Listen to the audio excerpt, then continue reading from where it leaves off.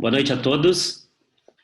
Sou José Carlos Rosa. Estou falando com vocês aqui da Rosa Odontologia em Caxias do Sul e é um prazer muito grande tê-los nessa noite, né? Quinta-feira, quase véspera de final de semana, sempre um dia muito agradável, né? E então é muito legal ter vocês aí junto com a gente. Essa é mais uma edição do nosso Compartilhar e Aprender. Esse é um formato de cursos que a Rosa Educação já vem desenvolvendo nos últimos anos e sempre tem sido muito interessante, porque a gente consegue trocar experiências, aprender, né? E o principal de tudo isso, né? Compartilhar conhecimento, né? Que é uma das coisas que a gente realmente deve preservar, trazendo para nossa área, para a odontologia. Nós que costumávamos fazer esses eventos de forma presencial de 3 a 4 vezes ao ano, esse é um ano muito atípico, né? E um ano que está nos fazendo mudar muito as nossas maneiras de chegar até vocês. E esse, então, é o nosso terceiro webinar do ano. Nós já tivemos o nosso primeiro, que foi sobre ossodensificação, sobre microcirurgia plástica periodontal, perimplantar, e hoje é um dia especial, né? O nosso último de 2020. Queria conversar com vocês sobre a técnica RDI. Então, mais uma vez, sejam todos bem-vindos e aproveitem a live. Eu vou conversar com vocês por cerca de 45 a 50 minutos e, ao final, eu vou conversar e fazer uma sessão de perguntas e respostas em torno de 10 minutos para a gente fechar uma sessão de 1 hora para não se prolongar muito, tá bom? Eu vou compartilhar a tela com vocês aqui e vou abrir a minha aula.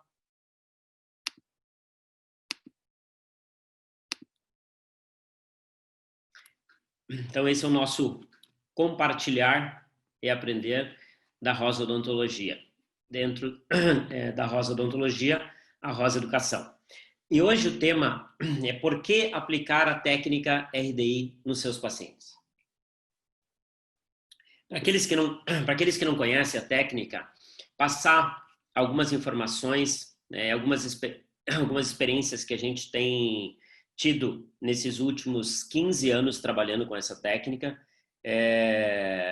para, no mínimo, fazer com que vocês pensem sobre a possibilidade de levar essa técnica RDI para o arsenal de técnicas na clínica de vocês, no tratamento de alvéolos comprometidos, principalmente.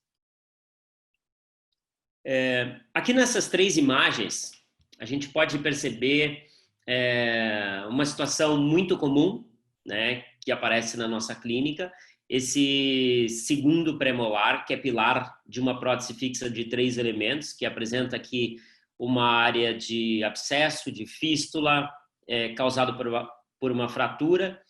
E percebam que na região edêntula nós temos já uma perda de volume tecidual. Então, certamente, quando esse dente foi extraído, não foi realizado nenhum tipo de preservação alveolar. Se nós removermos essa peça, nós nos deparamos com esse cenário. 2 situações completamente distintas. Na área edêntula, nós temos uma dimensão alveolar muito menor do que na área pós-extração. O que nós aprendemos esses anos todos trabalhando com a técnica RDI? Que um implante numa área pós-exodontia não deveria se transformar num implante em área edêntula, pois isso iria acarretar no aumento do número de procedimentos, do custo e do tempo do tratamento, além de aumentar sobremaneira a imprevisibilidade dos resultados quando nós abrimos um retalho. Aí, então, o motivo principal de se realizar tudo no único ato cirúrgico e sem elevação de retalhos. Instalação do implante, com provisionalização imediata e reconstrução imediata. Essa é a técnica RDI, a técnica que veio solucionar muitos problemas na nossa clínica na nossa clínica diária. Conceitualmente, é um enxerto ósseo imediatamente após a exodontia, a instalação do implante e provisionalização em alvéolos comprometidos. O objetivo central do uso dessa metodologia é a preservação e a regeneração da biologia natural do paciente, utilizando o enxerto ósseo autógeno coletado da tuberosidade maxilar para promover a reconstrução tecidual. Falando um pouquinho de literatura, né, da RDI baseada em evidências, nós temos 26 artigos já publicados. O primeiro artigo foi publicado na literatura em 2008, então nós estamos falando de 12 anos atrás. De lá para cá, nós publicamos inúmeros outros artigos na literatura nacional e a grande maioria deles na literatura internacional. Durante a minha apresentação, eu vou compartilhar com vocês alguns desses artigos, né, que nós já publicamos. E por que utilizar a tuberosidade maxilar como área doadora de enxerto? Selecionei esse caso, um caso que apresenta uma prótese fixa nessa região, com um pilar aqui, um incisivo lateral e um molar, 3 pontos. Né? Quando nós removemos essa peça, nós nos deparamos com essa situação. E nós temos 2 cenários diferentes aqui. Nós temos uma área após extração, incisivo lateral, e uma área edêntula. E a ideia é justamente isso, coletar um enxerto da tuberosidade maxilar e relocar esse enxerto de posição para a área do nosso problema. E por que, então, utilizar esse enxerto autógeno da tuberosidade maxilar? Aqui, nessa tomografia, vocês percebem que eu estou ilustrando para vocês exatamente a situação clínica. Da região do segundo premolar até o incisivo lateral, nós temos uma perda de espessura na região edêntula e a perda total da parede vestibular na região do incisivo lateral. Esse incisivo lateral foi removido e vejo que aqui nessa região nós temos, então, um defeito bastante importante já com o comprometimento da crista óssea entre o lateral e o central. Utilizamos cinzéis para fazer a coleta do enxerto, como vocês estão observando nessa imagem.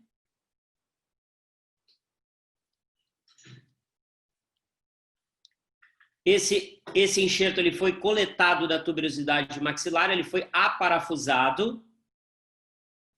Aqui nós temos dois blocos de enxerto aparafusados. Né? Então ele foi estabilizado por parafuso. Quando nós não conseguimos estabilizar esses blocos, nós vamos fazer então a utilização de membranas ou associando membranas, a estabilização dessas membranas com o uso de pinos ou taxas de estabilização.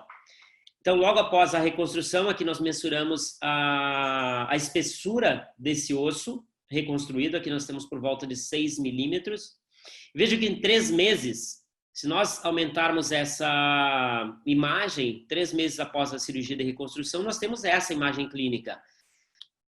Essa é a área após extração, vizinho à região do incisivo central, e essa é a área edêntula. Veja que o comportamento no processo de incorporação e remodelação desse osso é o mesmo tanto para a área edêntula quanto para a área pós-extração. Veja que nós temos aqui um enxerto bastante vascularizado, trazendo de volta para o nosso caso. Agora nós podemos, então, no preparo do leito ósseo, utilizar aqui uma metodologia, por exemplo, da osteodensificação, onde nós fazemos o preparo do sítio receptor do implante no sentido anti-horário, né?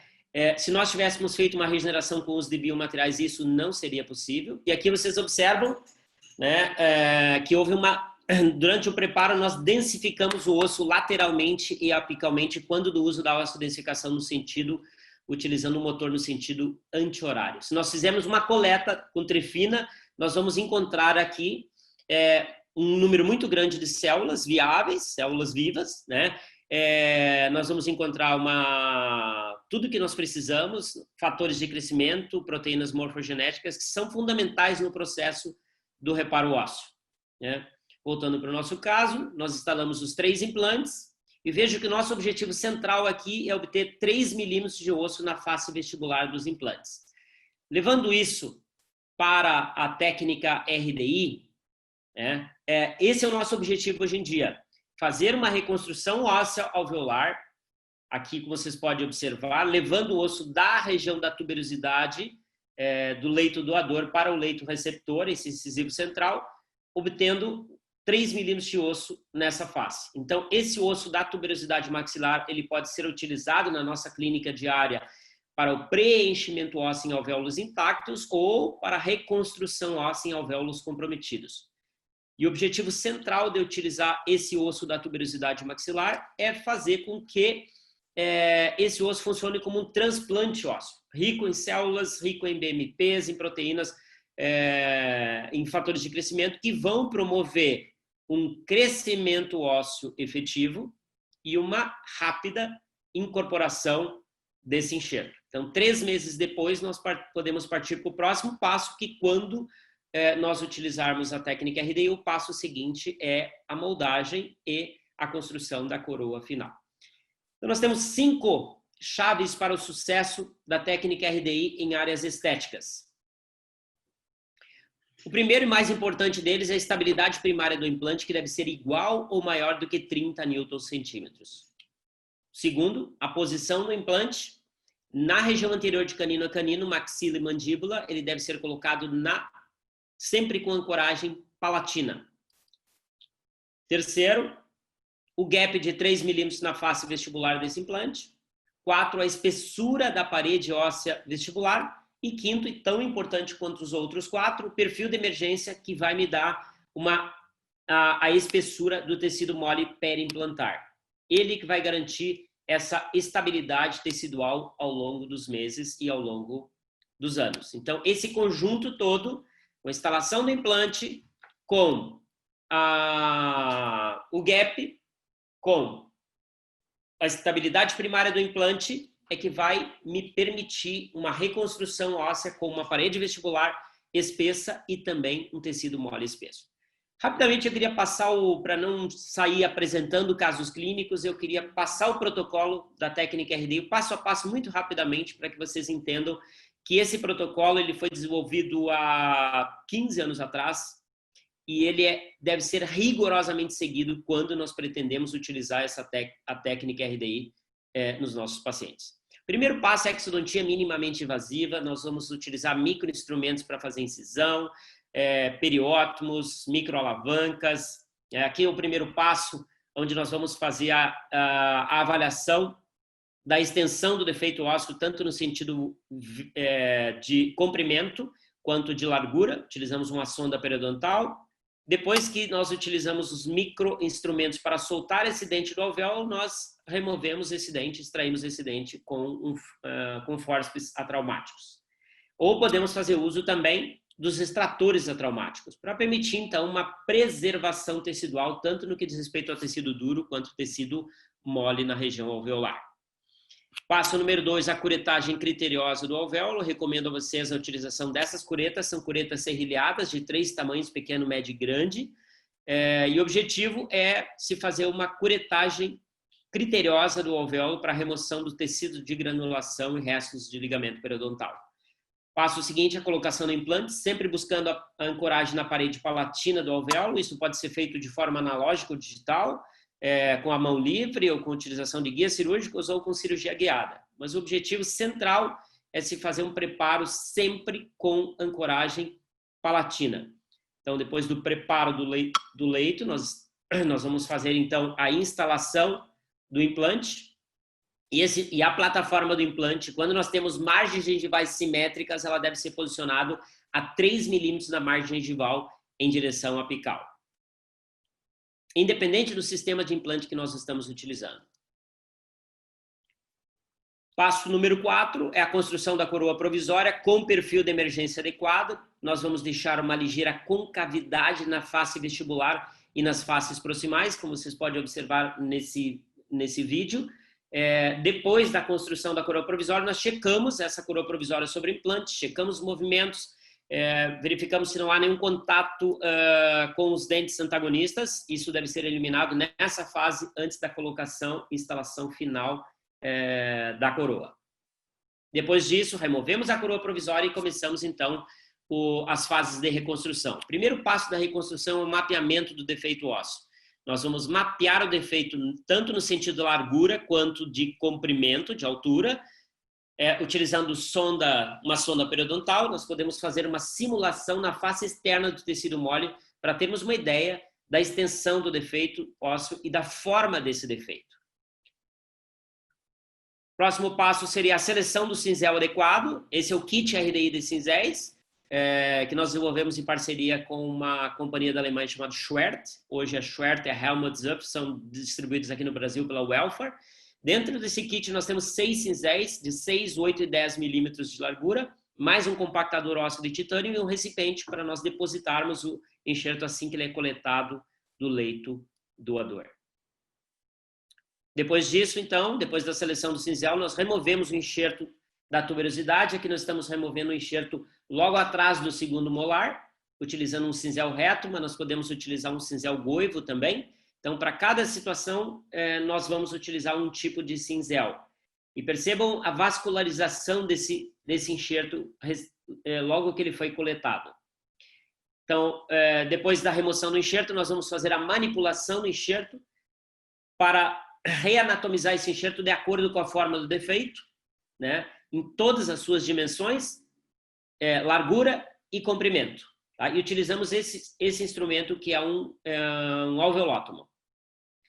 Logo depois que ele é manipulado, nós vamos fazer a inserção do enxerto córtico-medular com a porção cortical voltada para a vestibular e a porção medular voltada para as espiras do implante. Depois da inserção do enxerto córtico-medular, nós vamos fazer a trituração do enxerto ósseo remanescente utilizando o mesmo instrumento, o alveolótomo, e o objetivo aqui é a redução do tamanho das partículas para permitir uma compactação e um fechamento desses gaps entre o enxerto córtico-medular e as espiras do implante, como vocês podem observar nessa animação. E para isso nós utilizamos esse instrumento que é o compactador ósseo fabricado em titânio. O penúltimo passo da técnica é a instalação da coroa provisória aparafusada, que já foi devidamente ajustada. Instalamos essa coroa provisória e vamos para o último passo da técnica, que é a sutura da região doadora. Percebam que aqui nessa região cervical nós sempre deixamos intencionalmente esse espaço. Eu já vou falar um pouquinho mais para vocês o porquê que nós criamos esse espaço entre a porção cervical do enxerto e o contorno anatômico da coroa provisória. Esse é um caso que eu queria compartilhar com vocês, um paciente que apresentava um incisivo central do lado direito comprometido, com ausência da parede vestibular e palatina, que vocês podem observar aqui, ó, nessas duas imagens tomográficas. O que nós realizamos aqui? Primeiro, uma exodontia minimamente traumática, avaliamos a extensão do defeito ósseo, instalamos o implante na posição correta, fizemos a reconstrução da parede vestibular e da parede palatina e instalamos a coroa provisória imediata. Aqui as fases da construção da coroa provisória, né, desde um abutment opacificado, passando pela captura com resina composta e o reembasamento da porção cervical com resina composta também. Então, depois de 3 meses, observem que nós estamos com biotipo periodontal bastante desfavorável, muito fino, com uma qualidade gengival muito ruim também pela presença do abscesso. E vejo que de 3 meses depois da realização da técnica, nós temos uma estabilidade tecidual e um tecido bastante volumoso. Observando essas imagens tomográficas, veja que a parede vestibular completamente remodelada, a parede palatina completamente remodelada e o tecido perimplantar estável logo após a instalação da coroa final. Então, isso foi conseguido por esse espaço que nós deixamos na face vestibular e proximal da nossa coroa provisória, que nós chamamos de gap de tecido mole, para permitir um crescimento tecidual nessa região. Eu queria compartilhar com vocês 4 desafios que nós consideramos desafios dessa implantodontia moderna. Casos que podem acontecer na nossa clínica diária de forma muito corriqueira. Veja essas 4 situações clínicas. A primeira delas, nós temos uma margens gengivais simétricas, o incisivo central do lado direito comprometido e ausência total da parede vestibular. No segundo caso, nós temos os 2 incisivos centrais comprometidos, já com mobilidade, com uma perda total da parede vestibular, só que nós temos margens gengivais assimétricas, já com o início de uma recessão gengival. No terceiro caso, nós temos uma recessão gengival importante, né, e ausência, combinado com uma ausência total da parede vestibular. E o quarto e último, caso mais desafiador, nós temos uma recessão gengival, já com uma área de infecção, aqui nós temos fístula drenando via sulco, uma grande área de fístula, e uma grande perda óssea na face vestibular desse canino comprometido. Muito bem, vamos começar com os casos mais simples, né, com perda total da parede óssea vestibular. E aqui vai uma primeira pergunta. Qual o tratamento de escolha nos casos de perda óssea vestibular? Se nós formos para a literatura, nós vamos encontrar 6 situações, 6 tipos de planejamento para resolver problemas como esse. E a nossa árvore de decisão, ela vem e ela deve ser decidido a partir desse momento. Número 1, nós podemos fazer a exodontia, implante, a regeneração óssea guiada com a utilização do biomaterial, mais enxerto de tecido conjuntivo, utilizando uma cirurgia com retalho. Essa é a metodologia mais empregada no mundo e a mais antiga de todas. Número 2, exodontia, implante, regeneração, enxerto de tecido conjuntivo, mas utilizando uma cirurgia sem retalho, que já vai me permitir um resultado melhor do que a cirurgia com retalho. Número 3, nós vamos fazer a exo, implante, a regeneração, mais enxerto de tecido conjuntivo, mais provisionalização imediata com uma cirurgia com retalho. A número 1 é a técnica preconizada pelo Buser. Número 2, né, com a cirurgia sem retalho, com a utilização, com a instalação do implante de regeneração óssea guiada, é a técnica clássica do Tarno, Ice Cream Cone Technique, muitos de vocês devem conhecer. Número 3, a técnica preconizada pelo Joseph Kahn, da Universidade Loma Linda, fazendo tudo num tempo cirúrgico, mas utilizando a cirurgia com retalho.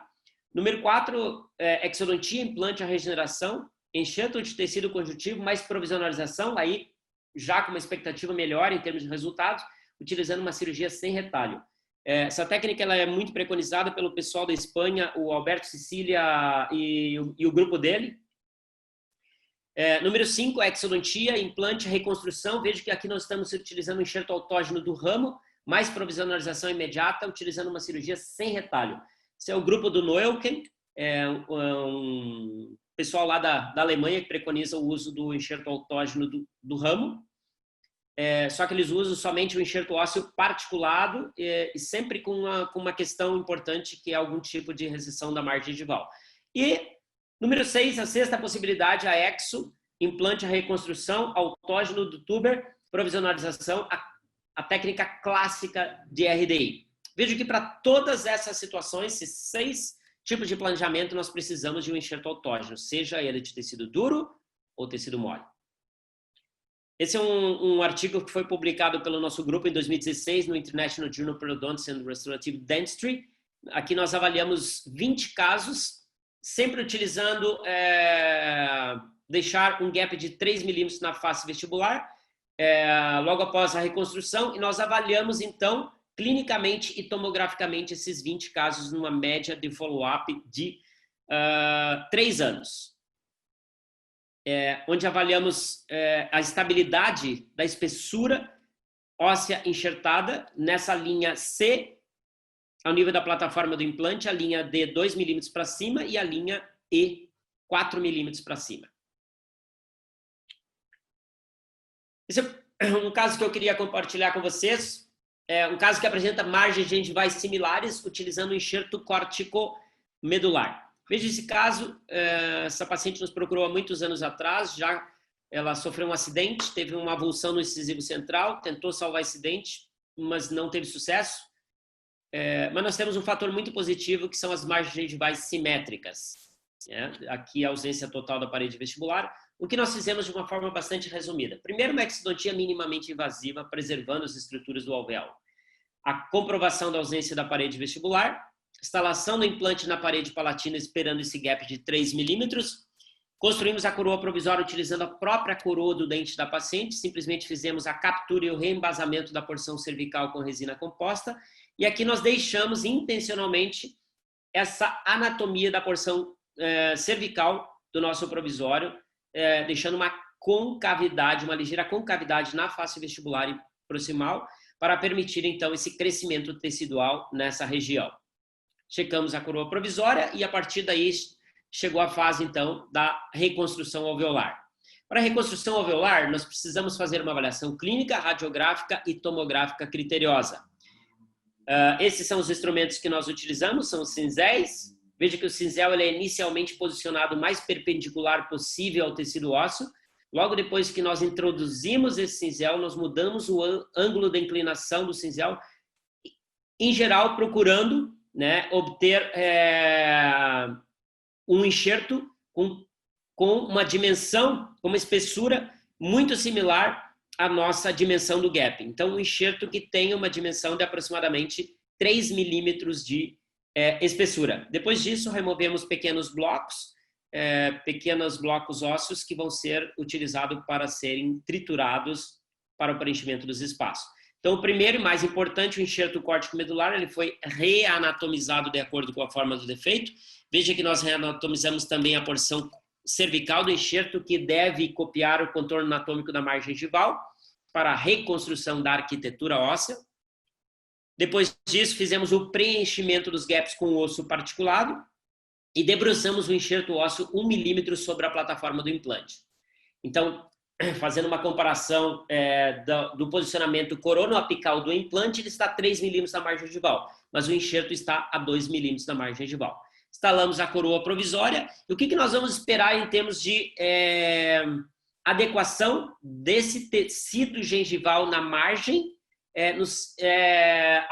se nós mudamos o posicionamento do enxerto? O que nós esperamos em termos de alteração dessa distância biológica? Veja que o tecido mole ele migrou em direção coronal, acompanhando o posicionamento coronal do meu enxerto.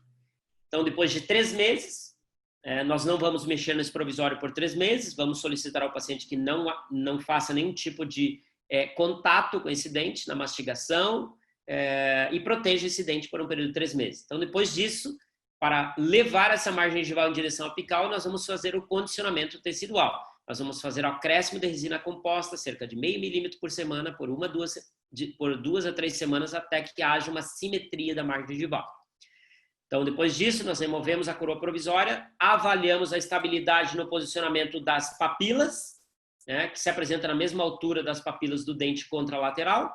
Esse é o nosso objetivo central quando do uso de qualquer técnica de reconstrução, principalmente na região anterior. E um outro fator importante que vale destacar aqui é a estabilidade do contorno anatômico do tecido gengival. Então, foi feita uma tomada de pressão, aqui um abutment customizado em IMEX, logo após a cimentação final da coroa. E aqui nós temos um follow-up de 7 anos, follow-up clínico e tomográfico. Veja que nós temos a estabilidade do contorno anatômico, do volume tecidual na face mais importante do implante, que é a face vestibular, e principalmente ao nível da margem gengival e das papilas. Veja que aqui nós temos a estabilidade dos 3 milímetros de osso enxertado. Então, eu posso dizer para vocês que se nós tivermos ao redor de 3 milímetros de osso na face vestibular do implante, nós não precisamos compensar com cirurgias de enxerto de tecido mole. Esse é um artigo que foi publicado em 2014 pelo nosso grupo no mesmo journal, JPRD, e aqui nós fizemos uma avaliação de 18 casos, todos eles apresentavam ausência total da parede vestibular, no follow-up médio de 58 meses, entre 53 e 72 meses de acompanhamento. E de acordo com os nossos achados, nenhuma recessão aconteceu durante o período avaliado, e a média de altura da papila mesial e da papila distal, ela melhorou ao longo do tempo. É isso que nós temos observado quando do emprego dessa técnica nos nossos pacientes. Uma outra situação clínica, caso que nós temos uma pequena recessão da margem gengival, como esse caso, é o paciente com os 2 incisivos centrais comprometidos, mas com desnivelamento da margem gengival, uma recessão gengival ao redor de 1,5 milímetro no incisivo central do lado direito. Então, para complicar um pouquinho mais, essa paciente com biotipo muito fino, muito delgado. E agora, como que nós vamos lidar com essa situação? Na tomografia, evidenciando a ausência total da parede vestibular nos 2 incisivos centrais. E aí fica a pergunta, quais são as limitações do uso do enxerto ósseo da tuberosidade maxilar com o objetivo de alterar o posicionamento do tecido mole em direção coronal? Então, começamos pelo incisivo central do lado esquerdo. Veja que nós temos aqui a ausência total da parede vestibular. Fizemos a exodontia, instalação do implante. Comprovamos aqui a ausência da parede vestibular, que vocês podem observar aqui nessa imagem. Fizemos a reconstrução utilizando o enxerto da tuberosidade do lado esquerdo. Reanatomizamos esse enxerto de acordo com a forma do defeito. E fizemos, então, o preenchimento dos gaps com osso particulado, como vocês observam nessa imagem. No incisivo central do lado esquerdo, nós não estávamos esperando nenhum tipo de movimentação do tecido gengival em direção coronal. Por isso que a coroa provisória, a porção cervical da coroa provisória, nós promovemos um selamento do tecido gengival. Aqui nessa ilustração, vocês vão observar qual é o protocolo real da técnica RDI. Em primeiro lugar, nós vamos utilizar um enxerto ósseo corticomedular para a reposição da parede vestibular perdida. E osso particulado, enxerto ósseo particulado, também coletado da tuberosidade maxilar, para promover o preenchimento ósseo. E veja que nessa porção cervical, nós intencionalmente deixamos um gap de tecido mole, que ele é imediatamente preenchido pelo coágulo sanguíneo, sangue esse que vem do periósteo do enxerto, que vem da porção interna, da vascularização desse enxerto e também do alvéolo. Então, depois de 3 meses, nós decidimos, então, tratar o incisivo central do lado direito, que já apresentava dor, já apresentava mobilidade e uma profundidade de sondagem ao redor de 9 milímetros. Então, ausência total da parede vestibular. Então, removemos esse dente, comprovamos a ausência da parede vestibular, instalamos o implante na posição tridimensional ideal, deixamos um gap de 3 milímetros na face vestibular e coletamos o enxerto, reanatomizamos esse enxerto e vejam a vascularização desse enxerto. Essa aqui é a porção cortical do enxerto. E fizemos, então, o preenchimento dos gaps utilizando o osso particulado. Veja que no lado direito nós instalamos o implante no sentido coronoapical ao 1,5 milímetro da margem gengival, porque nós tínhamos uma recessão da margem gengival de 1,5 milímetro. E o enxerto ósseo foi colocado 1 milímetro acima da plataforma do implante, que quer dizer que nós colocamos o nosso enxerto a 0,5 milímetro abaixo da margem gengival. Confeccionamos a coroa provisória com o perfil de emergência adequado. Veja que nós deixamos aquela concavidade na face vestibular e nas faces proximais, independente da recessão gengival. Né? Esse é um artigo que vai ser publicado logo em seguida, a importância desse gap de tecidos moles na obtenção da estabilidade do tecido mole perimplantar em áreas pós-extração. Então, coletamos da região da tuberosidade, coletamos com uma seringa, coletamos o sangue, injetamos esse sangue para promover o fechamento do espaço entre o contorno anatômico da margem gengival e a porção cervical da coroa provisória, aguardamos a formação do coágulo e veja o que aconteceu depois de 3 meses. O tecido mole migrou em direção coronal, acompanhando o posicionamento coronal do nosso enxerto. Então, depois da remoção das coroas provisórias, nós verificamos aqui que as distâncias biológicas dos dois incisivos centrais apresentam-se agora a 3 milímetros da margem gengival. Então, no incisivo central do lado direito, nós temos uma recuperação dessa distância biológica. Então, mais importante do que o one abutment one time é a obtenção do tecido mole espesso ao longo dos meses e ao longo dos anos. E esse é o nosso sonho de consumo. Trabalhar com uma parede vestibular espessa e um tecido mole espesso. Então, depois desse período de cicatrização de 3 a 4 meses, nós fizemos a tomada de impressão e inserimos as coroas finais individuais sobre esses implantes, no incisivo central ao lado direito e ao lado esquerdo. E essas imagens tomográficas depois de 7 anos, observem a manutenção da espessura do osso enxertado e o osso que foi debruçado sobre a plataforma do implante, ele remodelou sobre a plataforma do implante. E aqui eu quero chamar a atenção de vocês para a área de conexão entre o osso remanescente e o osso enxertado no incisivo central do lado direito e a mesma coisa acontecendo no incisivo central do lado esquerdo. Então aqui nós temos a estabilidade do tecido duro. Só lembrando como tudo começou, a ausência total da parede vestibular nos dois incisivos centrais. 9 anos de controle. Posso dizer para vocês que nós temos aqui, então, a estabilidade de tecidos moles. Nesse momento, nós podemos fazer uma avaliação da estabilidade de cor, volume tecidual e textura desse tecido gengival. Então, a técnica RDI, gente, antes de passar para uma situação mais complexa com recessão gengival maior do que foi mostrado, queria dizer para vocês que a técnica RDI não é uma técnica difícil, é uma técnica sensível que ela precisa de treinamento. Só pode fazer uso dessa técnica quem foi treinado para obter os mesmos resultados, que participou de um curso de treinamento. Por isso que nós desenvolvemos o curso da RDI Imersão com hands-on, só mostrando para vocês como é que funciona isso. São 2 dias de aula teórica aqui na Rosa Educação, dentro da Rosa Odontologia, 2 dias de aula teórica comigo, com o Marcos Fadanelli com o violin, né? E 1 dia de hands-on, onde os participantes podem aplicar todos os passos da técnica exatamente como vão aplicar na boca dos seus pacientes. Desde a extração, passando pela instalação do implante, a construção da coroa provisória, a coleta do enxerto e a reconstrução do defeito. Então, consulte o nosso site www.rosaeducação.com.br para colher maiores informações. A nossa próxima turma vai acontecer em novembro desse ano, de 23 a 25, 3 dias, segunda, terça e quarta. É um super intensivo para preparar vocês para que vocês possam realmente fazer o uso da técnica e obter os mesmos resultados que nós temos obtido nesses últimos 15 anos de aplicação da técnica na nossa clínica. E esse é o curso da RDI avançado para aqueles que já fizeram o curso de imersão, né, que já tiveram o credenciamento do curso de imersão, pode fazer também o curso RDI avançado. Tem muitos colegas que vêm e ficam uma semana aqui na clínica, começando na segunda, de segunda a quarta o curso de imersão e de quinta a sábado o curso avançado. Então, próxima data do curso avançado, 26 a 28 de novembro. Essa é uma nova plataforma, o curso da RDI online. Isso é bastante novo, nós recém lançamos. 2 dias de curso, todo o material teórico foi abordado nesse curso online.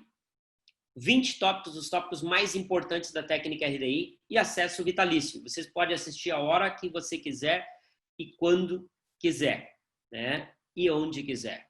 Então, se vocês quiserem maiores informações, também busquem no nosso site. Recém nós lançamos no português e o próximo passo agora, nós estamos na fase final de edição para lançamento do curso da RDI online na língua inglesa. Em outubro, ainda falando dos cursos aqui da clínica, em outubro, dia 9 de outubro, nós temos o credenciamento de osteodensificação, comigo, com o André Vilela e com o professor Sala Ruais, quem desenvolveu a osteodensificação no mundo. Todos os protocolos e indicações da osteodensificação e um hands-on especificamente preparado para que vocês possam entender a osteodensificação e saber como aplicar a osteodensificação na sua clínica diária. Esse é o curso que nós realizamos o ano passado, com a presença do Sala, esse de preto aqui ao fundo, e aqui os alunos durante o treinamento.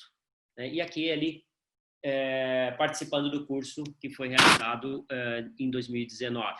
Então, convido vocês para a edição de 2020. E também, dia 12 a 14 de novembro, curso de microcirurgia plástica periodontal e periimplantar, com o Dr. Glécio Vaz de Campos, o rei da microcirurgia plástica periodontal, e com um ênfase para os casos com algum tipo de defeito estético ao redor de implantes. A importância da microcirurgia plástica periodontal em casos muito desafiadores. Também aqui é um intensivo, um curso de imersão de 3 dias com ele, onde são 10 microscópios, um microscópio para cada aluno. Também fica o convite para vocês, se vocês tiverem interesse, entre em contato conosco. Dia 12 a 14, Glécio aqui. Então, queria mudar um pouquinho o assunto. Falei para vocês da utilização do enxerto córtico medular e agora eu queria compartilhar com vocês a utilização do enxerto triplo. E aproveitando o gancho da magnificação ou do uso do microscópio ou das lupas de magnificação, a importância, gente, e a conscientização nossa de cada vez mais fazer uso dessa tecnologia que veio nos ajudar muito. Sempre lembrando que se nós quisermos trabalhar com precisão, nós precisamos utilizar algum tipo de magnificação. Então, falando um pouquinho sobre casos com recessão gengival, e vamos ver esse cenário agora. Nós temos uma recessão gengival importante, nós temos uma associação com uma perda total da parede óssea vestibular. E aí, Qual é a pergunta para vocês? O que você faria para tratar os defeitos de tecido duro e mole numa situação tão desafiadora como essa? Vamos para a literatura e vamos contextualizar o que a literatura tem nos recomendado para esses casos. Número 1, exodontia, implante, a regeneração óssea guiada através do uso de biomateriais, mais enxerto de tecido conjuntivo com cirurgia com retalho. Essa é a técnica mais utilizada no mundo e a técnica mais antiga também para tratamento de situações como essa, né? A segunda situação, exodontia, implante, enxerto de 4 camadas da tuberosidade, um enxerto com epitélio, conjuntivo, cortical e medular numa única peça, permitindo então se fazer uma cirurgia sem retalho, mas sem provisionalização. Ou a técnica clássica da RDI para tratamento desses casos, né, fazendo tudo num tempo cirúrgico, exodontia, implante, enxerto triplo da tuberosidade maxilar, mais provisionalização imediata, utilizando a cirurgia sem retalho. Veja que, de novo, para essas 3 situações, 3 planejamentos, nós precisamos de enxerto autógeno. Todas elas têm em comum o uso do enxerto autógeno, assim como nas 6 situações que eu mostrei para vocês, 6 tipos de planejamento para os casos de perda total da parede óssea vestibular. Então, nós sabemos que enxertos autógenos, sejam eles de tecido duro ou mole, ainda são os gold standard. Então, esse é o primeiro artigo publicado pelo nosso grupo em 2009, o primeiro artigo na literatura internacional que sugere uma metodologia de tratamento para casos com recessões gengivais em combinação com ausência total da parede vestibular. Então, esse é um outro artigo que foi publicado em 2014 no JPD, e esse é um outro artigo que foi publicado em 2017 no International Journal of Aesthetic Dentistry, mostrando todos os protocolos do uso do enxerto triplo, com todas as suas variáveis. Então, a partir de agora, eu queria compartilhar esse caso com vocês.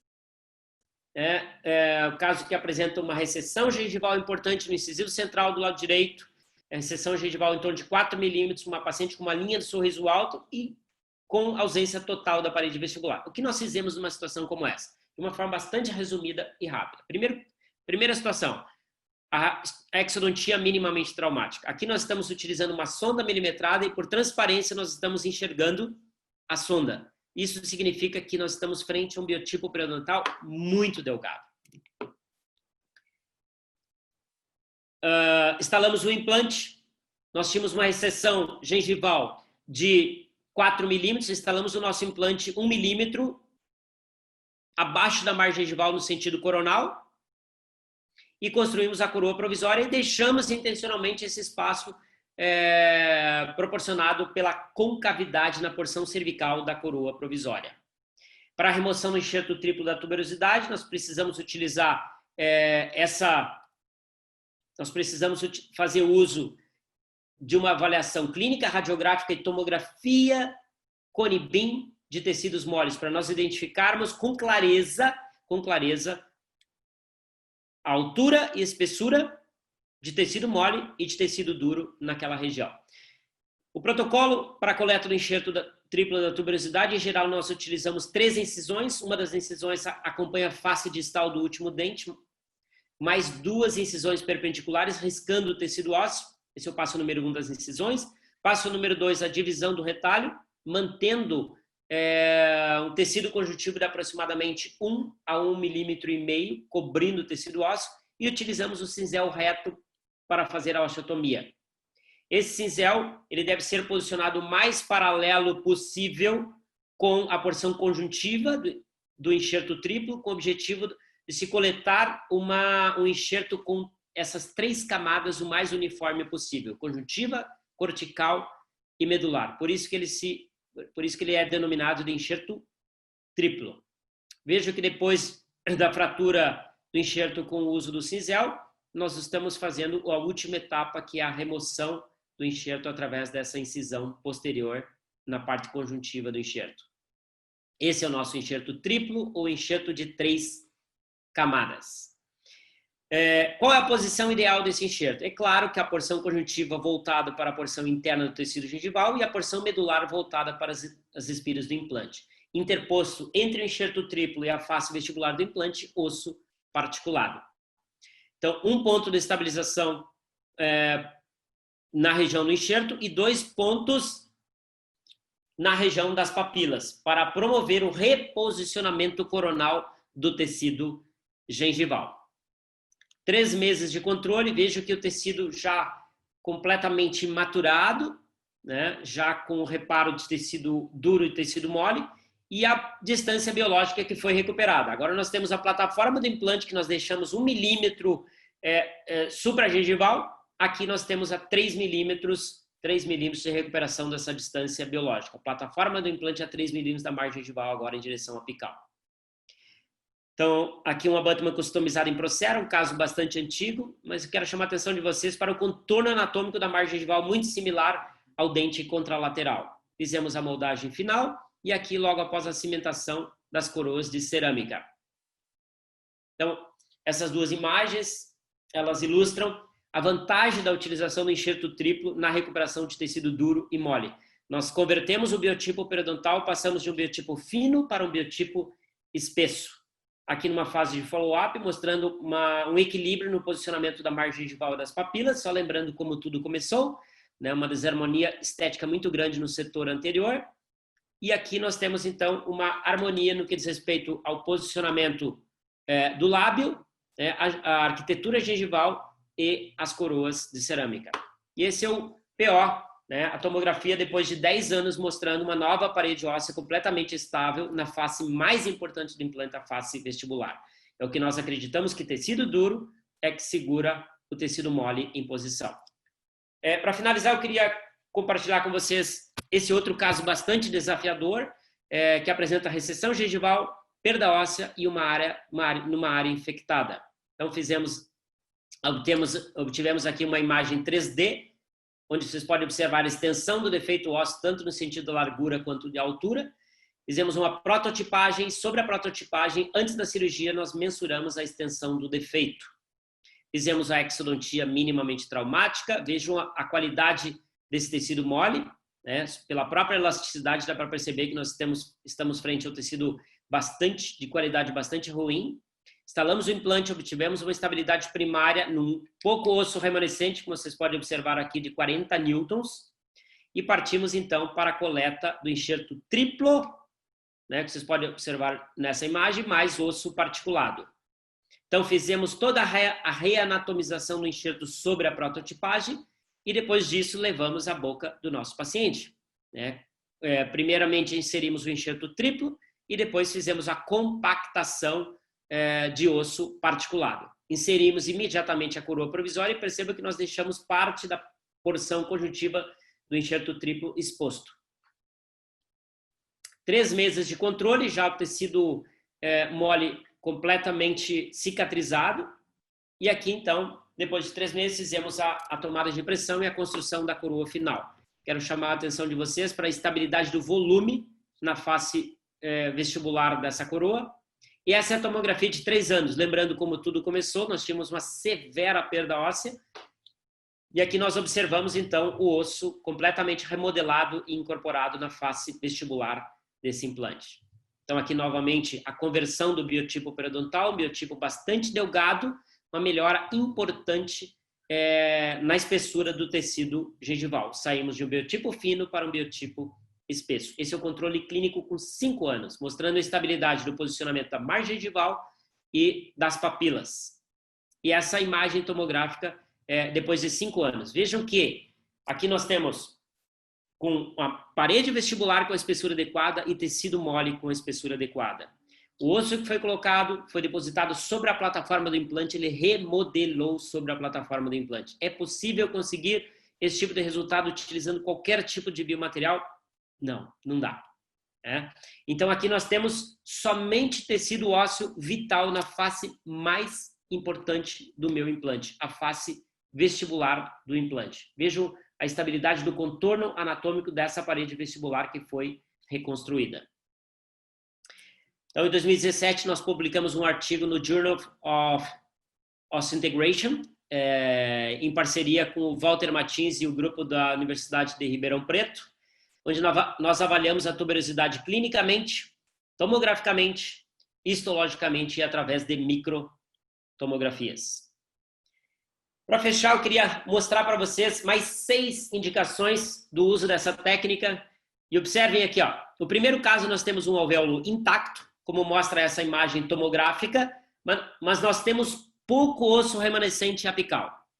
O segundo, nós temos um alvéolo comprometido, com uma área de infecção importante, e um comprometimento da parede vestibular. No terceira situação clínica, nós temos o primeiro molar comprometido com ausência da parede vestibular, ausência da parede palatina, uma grande perda óssea, e nós temos somente de osso remanescente o septo interradicular. Quarta situação clínica, nós temos um cenário muito mais complexo, nós temos a ausência da parede vestibular, ausência da parede palatina e um grande defeito além do ápice radicular, sobrando somente o assoalho do seio maxilar. Quinta situação clínica, nós temos ausência da parede vestibular, ausência da parede palatina e já com a comunicação buco-sinusal. E a sexta e última, um paciente periodontal com ausência da parede vestibular, ausência da parede palatina, cristas ósseas comprometidas entre os incisivos. E a pergunta que fica para vocês é essa: qual a metodologia de tratamento para essas 6 situações críticas? Bom, posso dizer para vocês, com toda a experiência que eu tenho, essa é a pergunta: como fazer tudo numa única etapa utilizando cirurgia flapless? Fazendo a instalação do implante, a reconstrução e a provisionalização imediata. Pergunta: é possível? Resposta: sim, é possível.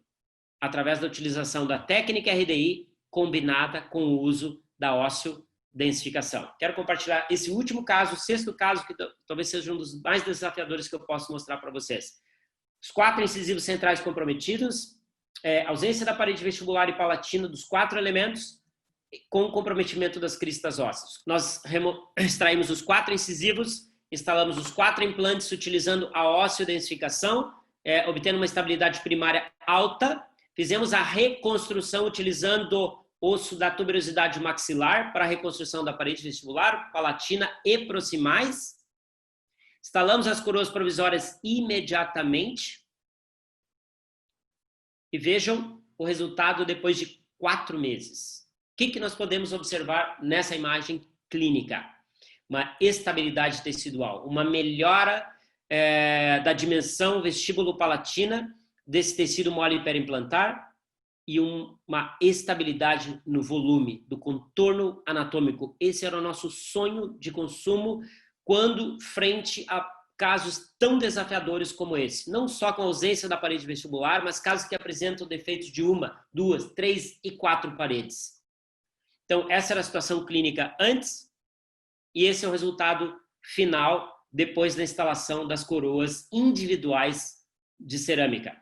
Veja que se nós removermos daqui os dentes, o que sobra? Sobra uma arquitetura gengival preservada e melhorada ao longo do tempo. Vejo que há uma melhora no posicionamento dessas papilas no sentido coronal. Colocando de volta os dentes em posição, vejo que há uma harmonia, né, nesse conjunto de arquitetura gengival e de coroas finais. Se nós tivéssemos extraído esses dentes e para depois pensar no que fazer, certamente o cenário seria completamente diferente e jamais nós conseguiríamos reposicionar a margem gengival e as papilas para a posição original. Então, esse é o caso já numa fase de acompanhamento, depois da instalação das coroas finais, alguns meses depois. E observem aqui, então, os 4 implantes colocados nesse setor anterior, do incisivo lateral do lado direito até o incisivo lateral do lado esquerdo. 4 coroas individuais e aqui a imagem tomográfica mostrando do incisivo lateral do lado direito até o lado esquerdo. Então, uma parede vestibular estável, parede vestibular de aproximadamente 3 milímetros na face vestibular dos 4 implantes e as cristas ósseas reconstruídas. Então, esse é um artigo que foi publicado em JPRD 2019, que fala do uso da restauração dentoalveolar imediata combinado com a ósseo-densificação em sítios periodontalmente comprometidos. E aqui, então, para aqueles que tiverem curiosidade para ver como que se resolveu esses casos, nesse artigo nós mostramos a resolução desses 2 casos bastante desafiadores. Um caso que mostra só a presença do septo interradicular e a pergunta é como estabilizar o implante numa situação tão crítica como essa. Posso dizer para vocês, e aqui as imagens, aqui nessa imagem que ilustra esse artigo, vocês percebem como nós fizemos o preparo do leito ósseo utilizando a osteodensificação. E como estabilizar o implante em uma situação mais crítica, mais desafiadora do que a situação anterior. Somente com o osso remanescente aqui, o assoalho do seio maxilar. Então, é possível sim estabilizar o implante em uma situação como essa. É possível fazer não só a instalação do implante, mas também a obtenção de uma estabilidade primária alta que permita a construção da coroa provisória e a reconstrução imediata. Muito bem, gente. E aqui, então, respondendo à pergunta, por que eu devo aplicar a técnica RDI nos meus pacientes? Então, aqui eu elenquei uma série de motivos pelos quais, em primeiro lugar, para minimizar o número de procedimentos cirúrgicos. Sempre tudo é realizado num procedimento único. Número 2, nós vamos utilizar o enxerto como se fosse uma membrana biológica prevenindo a competição celular entre tecido duro e mole. Número 3, quando nós combinamos com a provisionalização imediata, nós vamos promover a aceleração da incorporação do enxerto ósseo e da osseointegração. Número 4, associado ao perfil de emergência adequado da coroa protética, uma melhora da qualidade do tecido perimplantar. E aí a vantagem de se fazer sempre a provisionalização imediata. Número 5, a indicação primária, a utilização de implantes com plataforma switch, melhorando a estabilidade óssea perimplantar.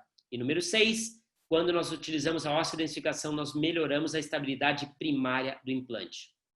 Essa é uma técnica que apresenta alta previsibilidade, ela é muito fácil de ser reproduzível e apresenta baixo custo para os pacientes. Por todas essas razões, eu queria dizer para vocês que essa técnica ela é muito, mas muito aplicável nos nossos pacientes e fica para vocês, pelo menos como inspiração, né, para aqueles que nunca tiveram contato com a técnica RDI, que se vocês forem treinados para isso, como milhares de pessoas no Brasil e no exterior, que foram treinados, estão aplicando essa técnica RDI nos seus pacientes e obtendo os mesmos resultados. Então, aqui fica o convite, né, para que vocês venham para Caxias ou algum outro lugar que nós podemos ministrar a técnica RDI, né, para que vocês possam realmente fazer uso de uma técnica essencialmente biológica, né, sempre procurando colocar osso em locais onde o paciente perdeu osso, colocar tecido mole onde o paciente perdeu tecido mole e sempre esperando resultados estéticos com previsibilidade. Tá bem? Eu fico aqui à disposição de vocês para algumas perguntas, né? Eu estou com o Vitor aqui, que está selecionando algumas perguntas para que eu possa responder para vocês. Então, eu vou dar uma olhadinha aqui.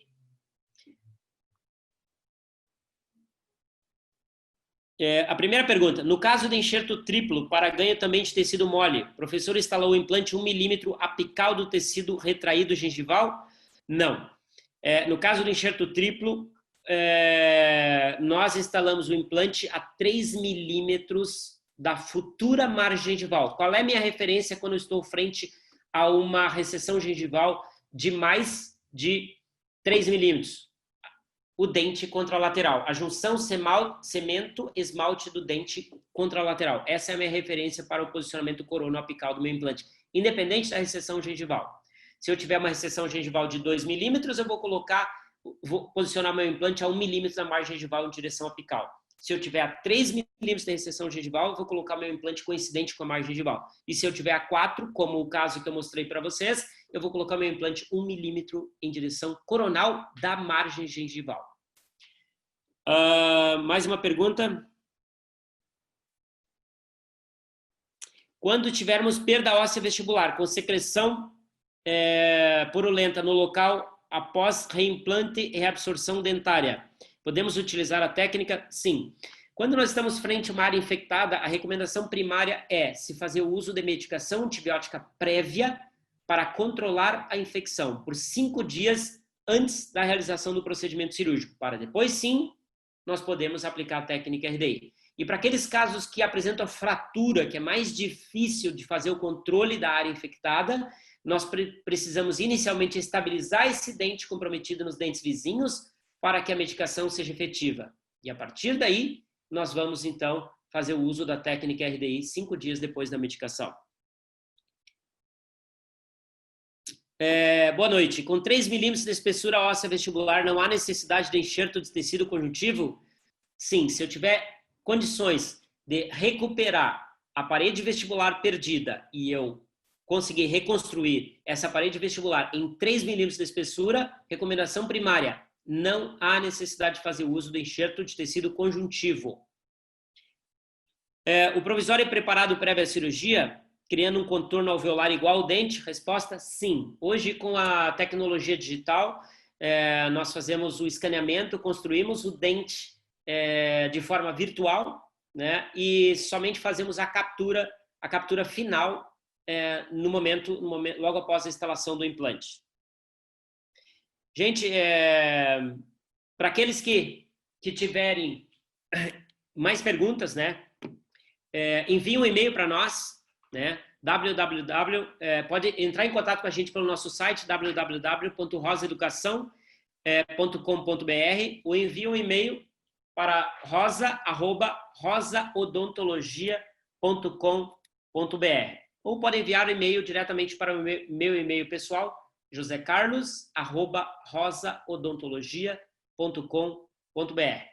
Tá bem, gente? Eu queria agradecer a todos pela oportunidade, né, de poder compartilhar com vocês nessa quinta-feira, já quase véspera de final de semana, né? Esse é um dos dias que eu mais gosto, a quinta, e dizer para vocês que é um prazer muito grande ter tido vocês na noite de hoje, né? Nesse nosso último compartilhar e aprender do ano. Nós costumávamos fazer isso de forma presencial, sempre de forma gratuita, sempre também sugerindo aos colegas que trouxessem algum tipo de doação para nós encaminharmos essas doações para alguma entidade assistencial.